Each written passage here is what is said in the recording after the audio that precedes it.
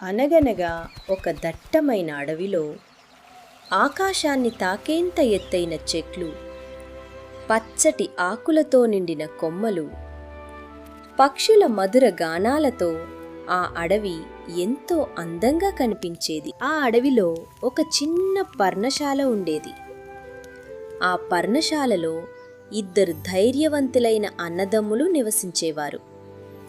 వాళ్ళు రాముడు, లక్ష్మణుడు. అడవిలోని జంతువులన్నీ వీరిని చూసి భయపడేవి కాదు. రాముడు పర్ణశాల ముందు కూర్చుని తన చేతిలో ఉన్న ఒక మాయా దండాన్ని చూస్తూ ఆలోచిస్తున్నాడు.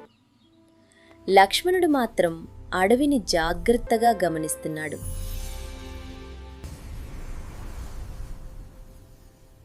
అప్పుడే ఒక్కసారిగా అడవిలో కలకలం మొదలైంది. పక్షులు ఒక్కసారిగా ఎగిరిపోయాయి. జింకలు భయంతో పరుగులు తీశాయి. కొద్దిసేపటికి పొదల మధ్య నుంచి ఒక భారీ పులి బయటికి వచ్చింది. ఆ పులి కళ్ళలో ఆకలి, అడుగుల్లో ప్రమాదం కనిపిస్తోంది. దగ్గరలో ఒక చిన్న జింకపిల్ల భయంతో వణుకుతూ నిలబడి ఉంది. ఆ పులి నెమ్మదిగా దానివైపు నడవడం ప్రారంభించింది.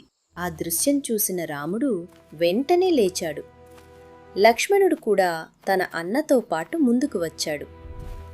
రాముడి చేతిలో ఉన్న మాయాదండం ఒక్కసారిగా ప్రకాశించడం ప్రారంభించింది. రాముడు ఆ దండాన్ని నేలపై తాకగానే ఒక ప్రకాశవంతమైన శక్తి అడవిలో వ్యాపించింది. చిన్న జింకపిల్ల చుట్టూ ఒక ప్రకాశించే రక్షణ కవచం ఏర్పడింది. పులి ఆ కవచం దగ్గరకు వచ్చి ఆగిపోయింది. లక్ష్మణుడు ధైర్యంగా ముందుకు వచ్చి పులిని గట్టిగా చూశాడు. కొద్దిసేపటికి పులి భయంతో వెనక్కి తిరిగి అడవిలోకి వెళ్ళిపోయింది. జింకలు, కుందేళ్ళు, పక్షులు మళ్లీ వచ్చి రాముడు, లక్ష్మణుల చుట్టూ చేరాయి. ఆ చిన్న జింకపిల్ల ఆనందంగా రాముడి దగ్గర నిలబడి ఉంది. అప్పటినుంచి ఆ అడవిలో ఒక మాట వినిపించేది: ధర్మం ఉన్న చోటే దైవశక్తి ఉంటుంది.